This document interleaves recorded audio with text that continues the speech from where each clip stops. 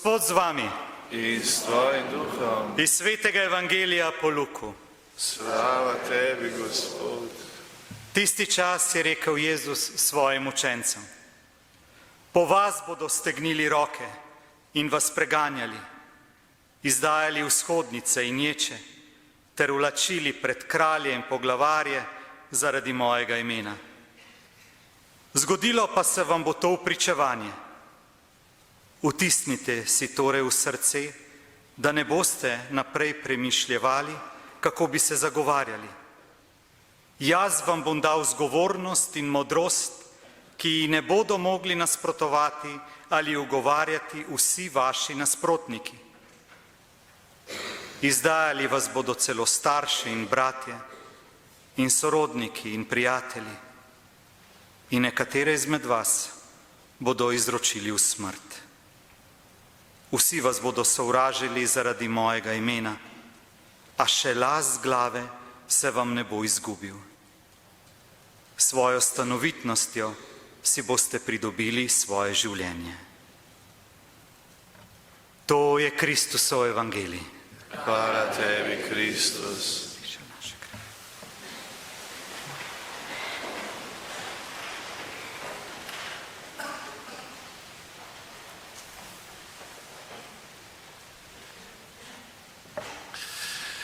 Tako, dragi brat, draga sestra, zopet Božja beseda in tokrat oznanjena od diakona.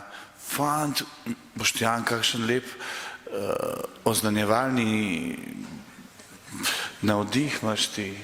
Ja, wow, sem rekel, poglej, kako on oznanja evangelij, kako goreče. Ja, se ga boste pa še videli, ki bo tudi še pričeval.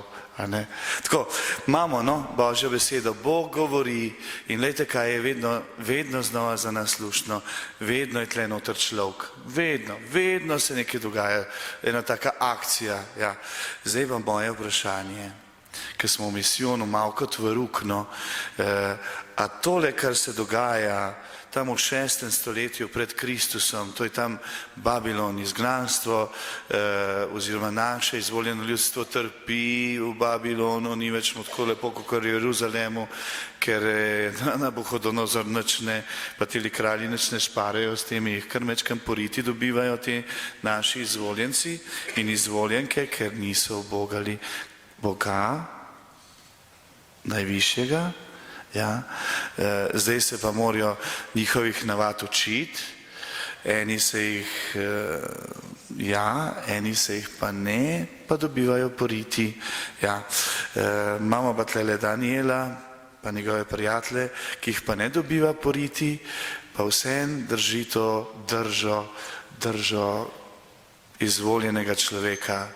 Bog, ti si višji kot kralj, kjerkoli na zemlji.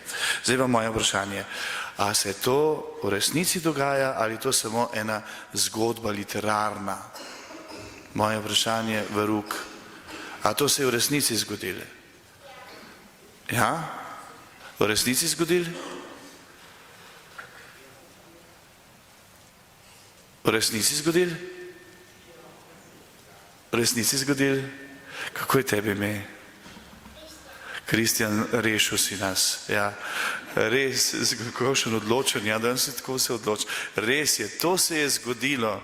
In če boste kdaj v dilemi zagovora, to se reče apologije, kristjani so se zagovarjali, utrjevali oziroma zagovarjali vero, to drži kot pribito, ker je tole zgodovinsko dejstvo, ker je notri kralj. Vsi kralji so pa opisani in vsi dogodki v zvezi s kralji so opisani. Ja, to se je zacaknilo orenk, ja, to je zgodovina. In tukaj nima noben nam očitati, da smo mi v eni pravljici, čeprav tam ena roka, ker piše po zidu, ne pa tam, ampak to je vse se res zgodilo. Ja, to je ta veličina naše trdnosti in stabilnosti, ker je naš Bog tudi zgodovinski Bog. Ja. Zdaj imamo pa tlele tega elefanta, našega Daniela, ki zdaj že odrašča. pa ki zna takole modro gledati tele divjake, Babilonce, ne, kako se tam praznujejo, pa mastijo, pa tiste bogove častijo, njemu tega ni treba, ker je Božji. Ja, Kristjan, prosim. Ja, ste slišali, ker je Božji sin, Božji otrok, ja. Ja. In zdaj imam pa zopet vprašanje. To, kar je pa bilo obljubljeno Danielu, če bo prebral to, kar je ta roka napisala, da bo tretji, zdaj super vidite, kako je tudi če tam na kraljestvu bo narejeno, ne, kako je to vse laufalo, da bo tretji v državi, domovini, ta najbolj pomemben, da mu bo dal, ne vem, koliko zlata in srebra in še kakšne ženske in tako naprej, ne. In on to zavrne in še celo malo okara kralja. Zdaj pa moje vprašanje, glede na držo Daniela, a je Daniel ošaben, a B domišljav, C neumen, D ponižen. Kakšno držo ima zdaj Daniel? A, B, C, D. Domišljav,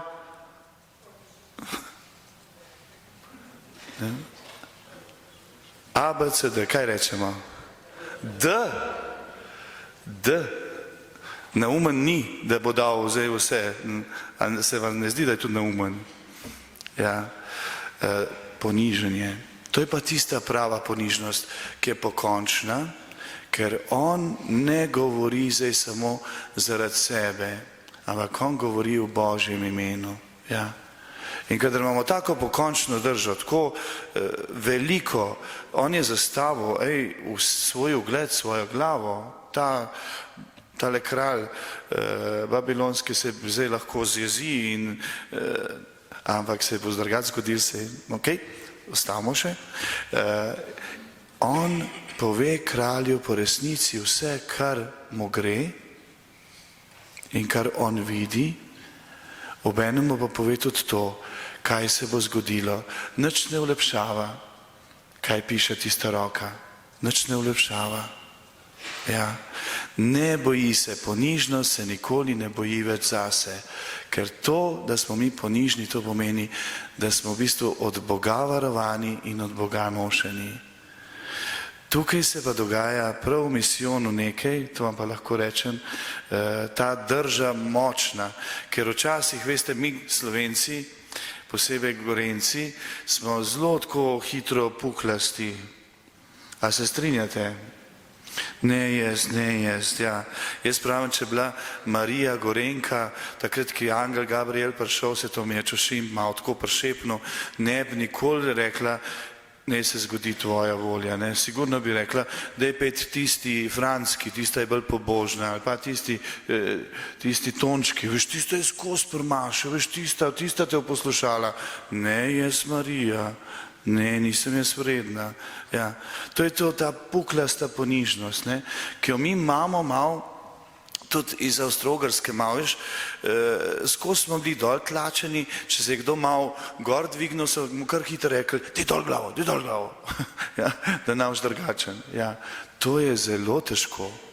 Ja. In smo ratali, Gregor Čašin je rekel, namesto da bi imeli srčno rano, ki nastane zaradi te bolečine, ki me res boli, ki me zadanejo tle noter, ki zadevajo v srce, se sklonem, pa trebuh boli, imam pa tle tole, bom pa kmalu dobil na črevesju rano, ki je šlo prediskne.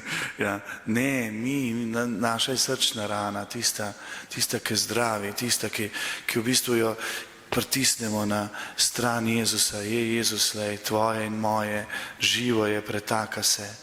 In to se dogaja v teh odnosih, živih odnosih, kakor jih mi zdaj doživljamo na obiskih, kako lepo vas je povezovati skupaj. Ja. Pa nekje vidiš mamo, pa ata, pa otroke, ja, pa se spet, to kar vidiš, kako vi skupaj pašete.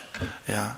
In to tako lepo prebuja drugega in potem še ena stvar, ki zelo nas lepo nosi, poleg Evharistije, ki je tako više kot dnevu, naša molitev. Zjutraj je tako lepo, ker molimo hvalnice, eni ste že na poti na šiht, v šolo, eni še spite, mi vas primemo takole v naročje, pa vas damo Jezusu, pocrklej tega le našega brata, sestro. Ja, to je to, da se v bistvu mi takole pred Boga postavimo, taki, ki smo, Bog posveti nas. Ja, Bog, tle smo, tvoji smo. To je varno. In zdaj bom dal besedo našemu dragemu Miju. Si danes tako luštno predstavljam, da sva kot pred 500 leti, ko sta prišla pridigat kapucin in jezuit. Jezuit je bil tako zelo teološko močno, kapucin je pa tam govoril tako iz življenja. No. Mijo, pridi nam povedati zdaj o molitvi, tako ja.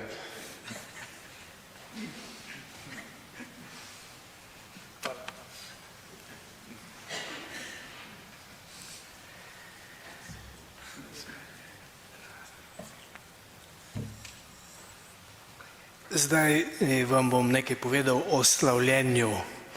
Predstavljam si, da ste že kdaj slišali kaj o slavljenju, kaj je to slavljenje. Evo, nekaj bom povedal, ne morem povedati zdaj vsega, tudi bi bilo predolgo, ampak ker je to res ena zelo široka, globoka tema, se da veliko se da povedati o slavljenju, ko sem razmišljal, ampak tako bom poskušal pa nekaj. Evo, recimo v današnjem psalmu, če ste bili pozorni, ste slišali, kako reče, hvalite in poveličujte Gospoda. Je tako? Evo, tako da slavljenje je, pravzaprav lahko ga bi imenovali tudi hvaljenje, hvaliti Gospoda, slaviti Gospoda, hvaliti Gospoda ali poveličevati Gospoda je zelo podobno. So razlike tudi, ampak to je zelo podobno. Tako da hvalite in poveličujte Boga. In vidite,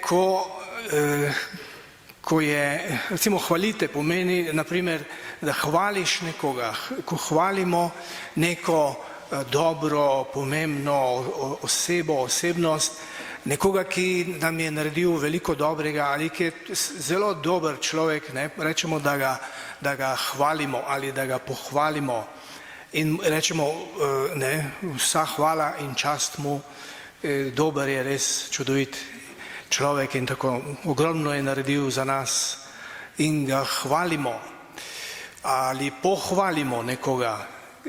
Ne, hočemo povedati neke čudovite, dobre lastnosti, ki jih ima. No, potem je pa še drug izraz podobno, ne, je pa poveličevati nekoga, poveličujemo nekoga. Ja, veš, ta je tako velik, ampak ta drugi je bil pa še večji, še boljši, najboljši in tako. Poveličujemo nekoga. Vidite, to je že neka druga stopnja, še nek drug vidik. Poveličevati.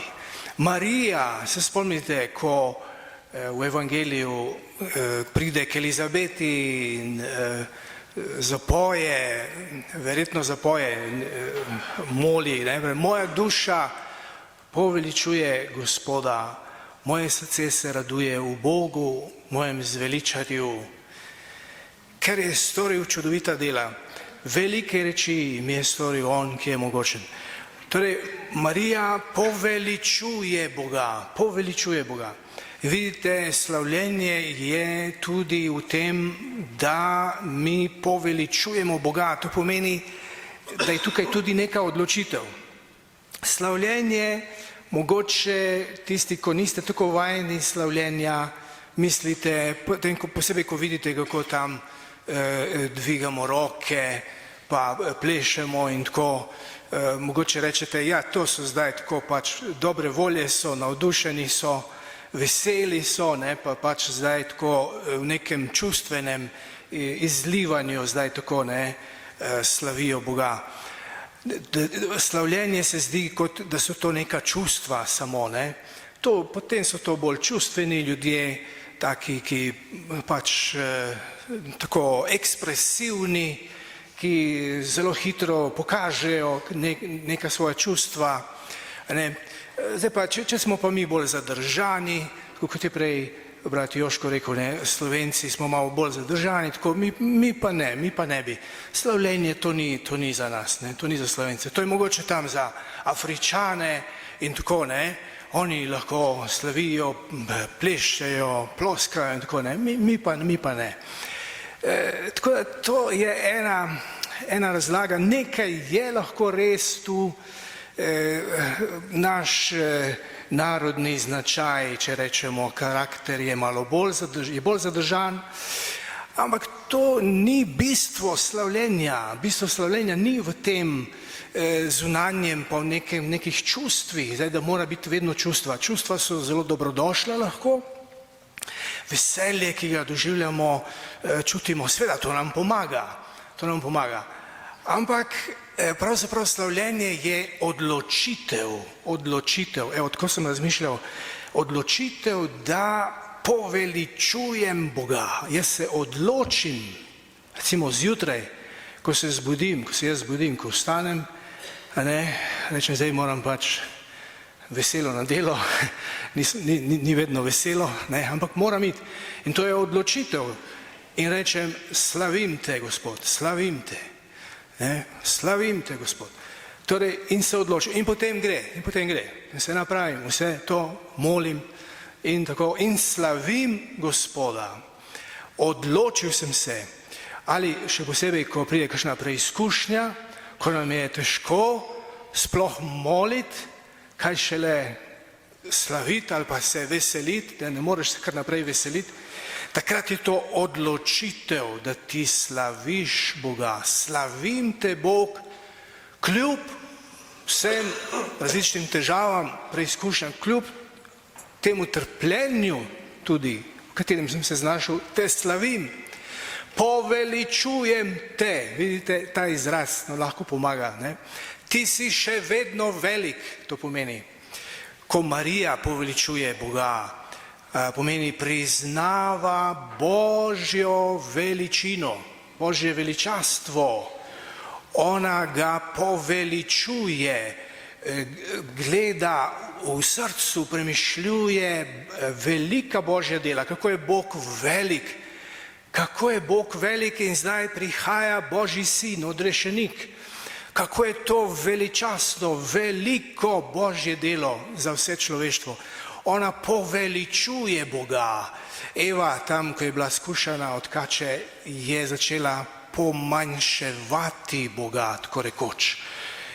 Eva ga ni slavila, ne, ker je nasedla skušnjavi kače, ampak je začela Boga pomanjševati, pa misliti napačno, misliti slabo o Bogu.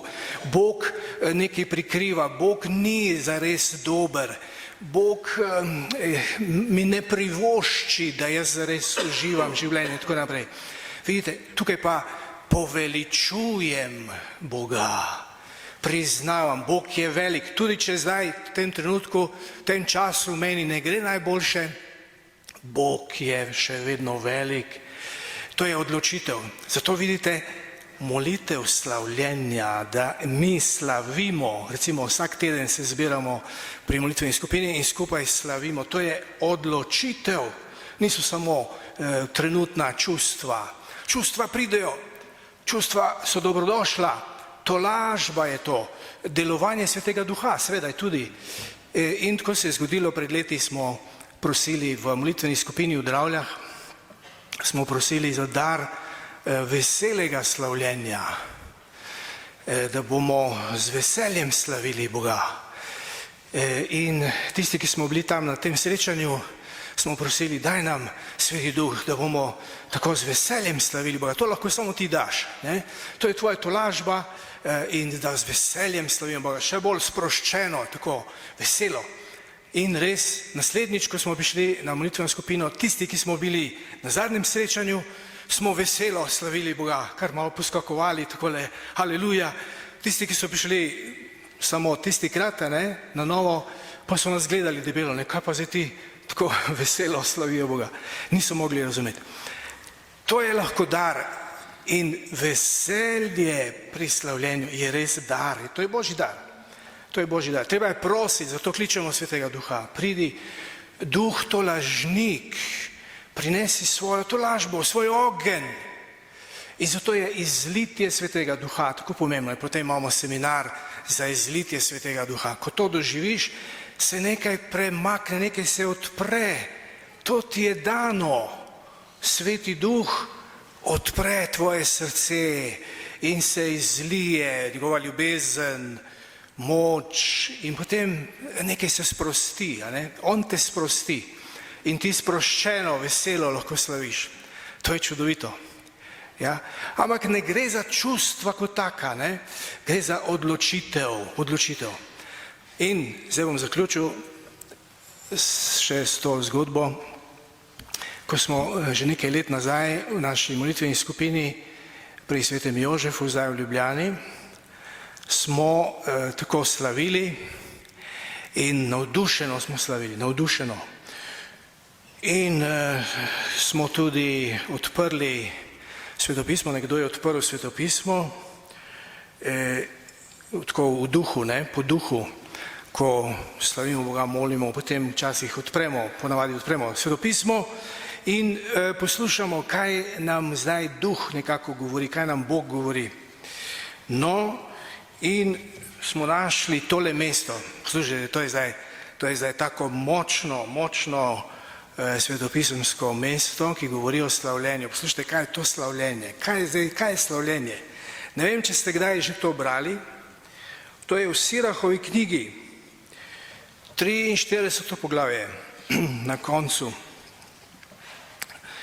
Še veliko bi radi povedali, pa ne bi prišli do konca. Sklep besed naj bo, on je vse. Od kod bomo dobili moč, da bi ga slavili?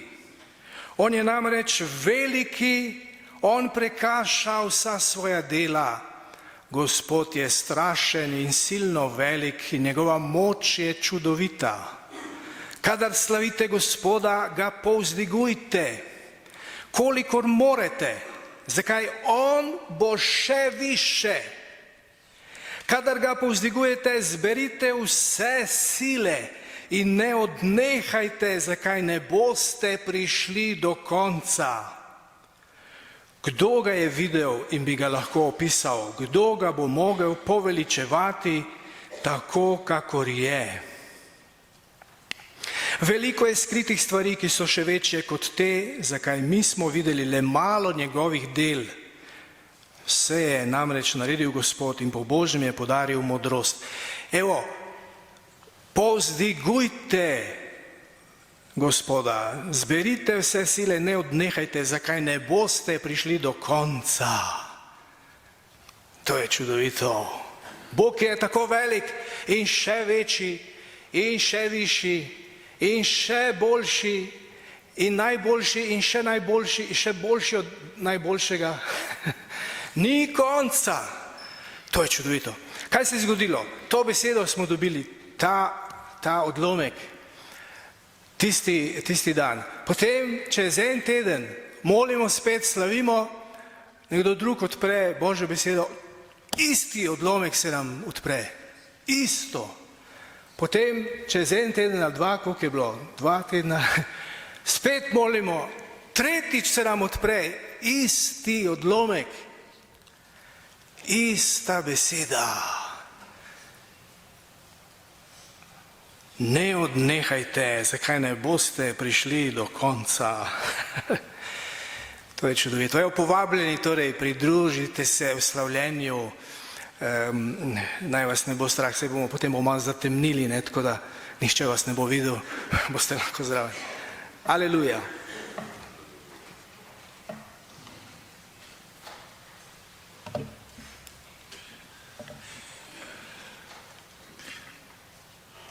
Mijo, hvala ti.